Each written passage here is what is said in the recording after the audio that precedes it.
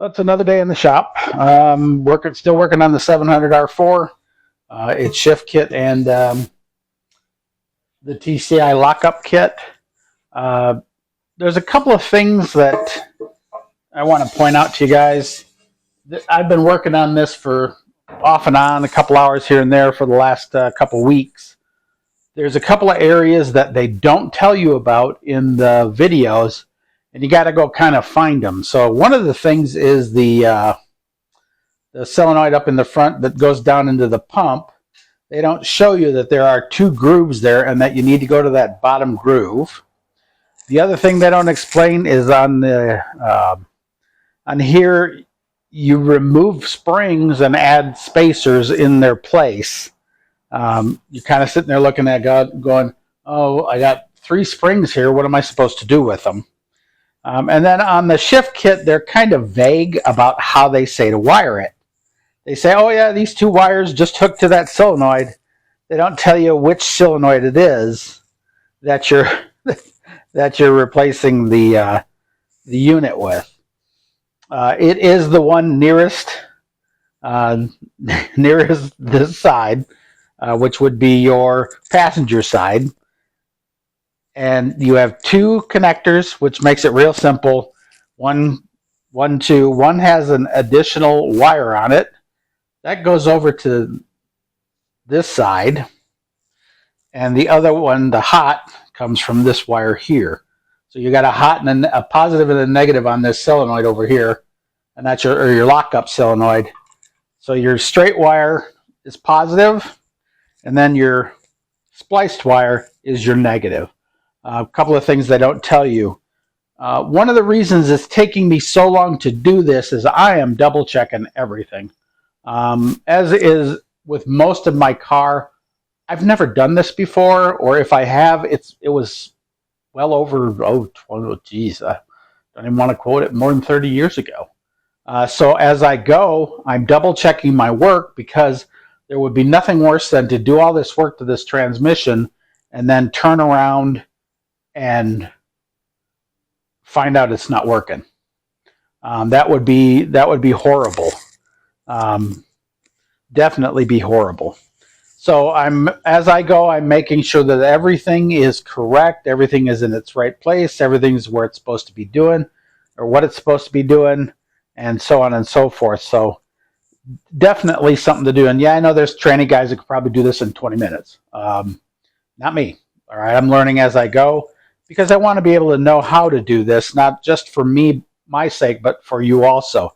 There are a million videos on how to do this stuff, but there's these little tiny things that they do not tell you. Like the wiring on the TCI website or the TCI YouTube stuff, they go through it so fast, it's like a 3-minute video. This goes here, this goes here, this goes here, this goes here. Well, I'm here to tell you that doesn't always look that way. Like this particular transmission is an 84. It has 2 of the little solenoid thingies. This one, you don't hook anything to it at all anymore. It's just what it is. It's dead. And the other one is the only one you hook these wires to. Nothing else matters. They'll kind of tell you that. They kind of tell you, if you have a 1-wire solenoid or the lockup converter solenoid, then you need to go buy a 2-wire. At first, I'm thinking on this end 1-wire, 2-wire, but it wasn't. They're talking about the actual lockup unit itself. So this one has to have 2 wires on it, a positive and a negative. And it's really cool because it says positive, red and black right here on the top, which tells you positive, negative. So that's real simple, as is most of it. But to me, these automatic transmissions are kind of witchcraft. I started to take a class on them, and I basically scratched my head like it was advanced calculus. I understand that if I were to continuously rebuild one a couple of times, I'd understand it a lot better. But why do that when I can YouTube it and find somebody who's already done it for me? This particular one was already rebuilt just by generally looking at it. The only thing in here is the fluid was a little bit dirty, but nothing really major. There wasn't very many miles on it. But these are the kind of things that I'm going back and forth during this whole process to make sure that I'm doing it right. because Lord knows we don't want to put these things together and then find out, oh, we didn't do something right, or oh, we forgot something. And as with me and most people, when you're doing this type of thing, you're going to do it twice. There's no doubt about it. You're going to screw something up and you're going to have to do it twice. So in this particular case, and the same with the engine, I wanted to make sure I'm not doing it twice, because these two are pretty pricey to have to make an error and screw up and have to do twice. So the only thing I can tell you out there is, if you're doing this yourself, take your time, watch lots of videos. I've probably seen 25 videos on 700R4 shift kits and lockout converter kits, just to make sure that I'm doing this all right. So anyway, it's a new day. It's a new day here today in the shop. It's Sunday. Dogs are already laid down and in their spot, and I'm going to go ahead and finish up this wiring. I'm going to get this pan gasket off, the old pan gasket off, and get the new pan gasket on. I've got two options. I've got a cork gasket, and then I've got a reusable. I'm probably going to stick with the cork because it's just thicker and better. But that's kind of to give you an update of where I'm at with everything and what's taking so long. I also had family in town, so you know how it is when you have family. My grandson came in and did an intro video with me, and you'll see that. You should have seen that here in the beginning. But for the most part, when you got family in town, set your stuff down and go see family and spend some time with family. Unless your family wants to come in and do transmission work with you, which they will for a minute and then kind of disappear on you. So they didn't come to watch Papa put together a transmission. But that's kind of give you an update of everything, of everywhere where I'm at. And what I'm doing today is finishing up this transmission. I gotta finish the shed, putting in the electrical so that our whirlpool is working, because I've got my other grandkids coming in a couple of weeks. So I want to make sure that the whirlpool's in and ready, not just for them, but just for me and my wife, so that we have a nice place to relax and take the ache out of your back. So without further ado, I'm going to start moving forward on this transmission, and I'll bring you along with it. Probably speed you through most of it because a lot of it's kind of tedious stuff, but that'll kind of give you an idea of what's going on.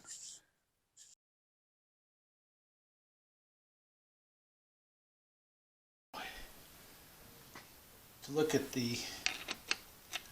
there are two positions here. This first one here, and then if you push it down, there's a second snap ring down there in the bottom. Let me see if I can get a little bit of light on this so you can see it better.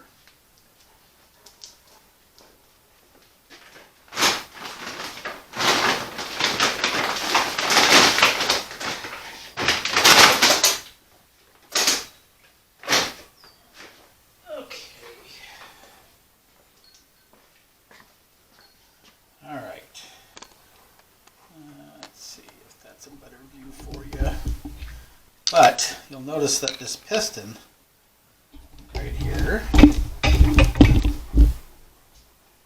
pushes down. And there's another snap ring groove in there. Hopefully you can see it. Let's try moving things a little bit here. There might be so much glare but you'll see there's a second snap ring groove down there that probably the place where this thing goes. They say to be careful not to catch it in the groove. So I need to do some research and make sure that it's the second groove that this goes into and not the first one. So I'll be back just as soon as I find that out. Okay, so after double checking online, I found that this does need to go down, and the snap ring goes on that second little groove down there. I don't know if you can see it. Let me see if I can move my hand out of the way, get you some light in there. Hopefully you can see it. But if you look, there's a second groove right there. That's where it's got to go. So this thing sits way down in there.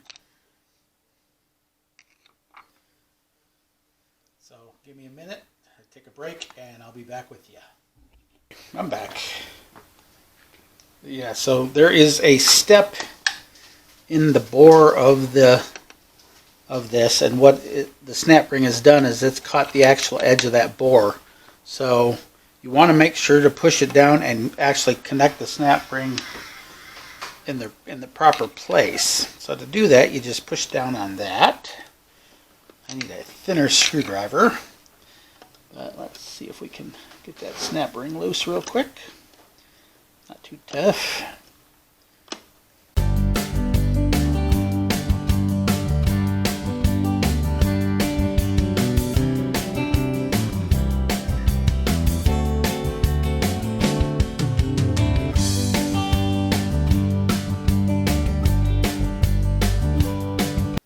If you look down in that bore, you'll see the first step, which is the actual bore sizing, and then you've got the second step, where the snap ring pliers go, or the snap ring goes, I should say. And it fits right on in there. Make sure you get it seated well. And this will still move just a little bit. That's how you release the pressure to get it out. But this, make sure you don't use that first one. That's just the actual bore itself. So it'll have a tendency to catch in that first one. It does make life easy because once you've got it in the first one, it's easy to move it down to the second one. And then just make sure the sucker moves, and it does just fine. So that kind of takes us to that step. So that step is finished. So now we move to the third step, which will entail the check balls. As you can see, there's two of them here. There's one here, one over here, one there, on the bottom of the valve body. So let me grab my instructions and we'll go to the next step. One of the ways to denote between the early and late model is there is a plate. There's a plate that covers this area here. That's how you know it's the earlier or later. Hold on, let me see. Yeah, if you see here, you've got your tube and everything that runs across. This one does not have that. Everything else is pretty much the same, but this unit here that's on here is not here. It's just a plate, steel plate that goes over the top of it. So that's one of the ways you can tell them apart. So we're looking at this one without the auxiliary valve body. So again, here, this one comes out, here, and nothing here. So pretty much the same thing. That makes it pretty simple.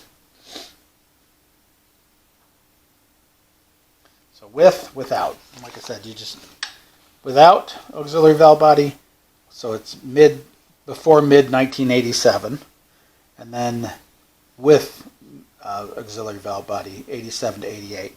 So this is a pre-87. On the other side, they show you 88 to 92 and 93.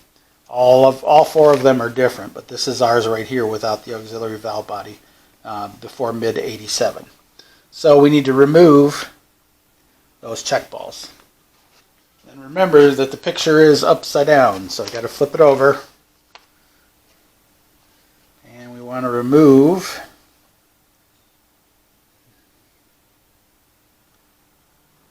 this one.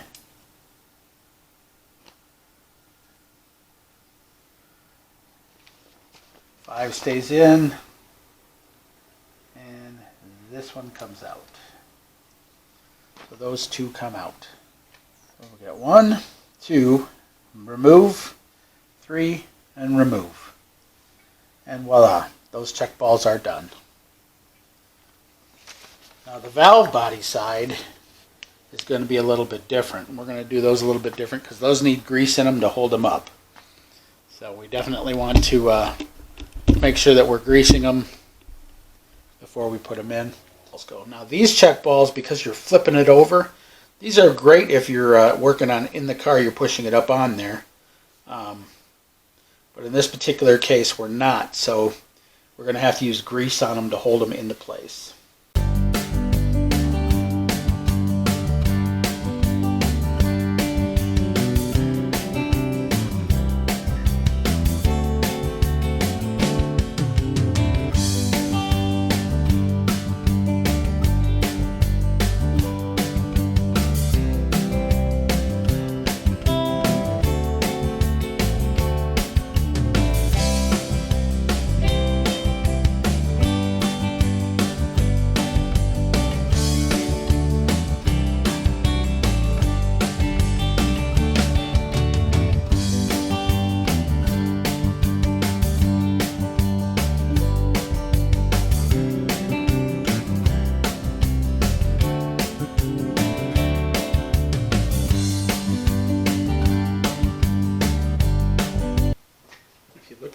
gaskets. See, this one has a C on it. Indicates it goes on the case. There's a V on the one that goes on the valve body. That's how you kind of tell them apart. So you lay down your gasket. Make sure that everything lines up perfectly. And then your separator plate goes on next.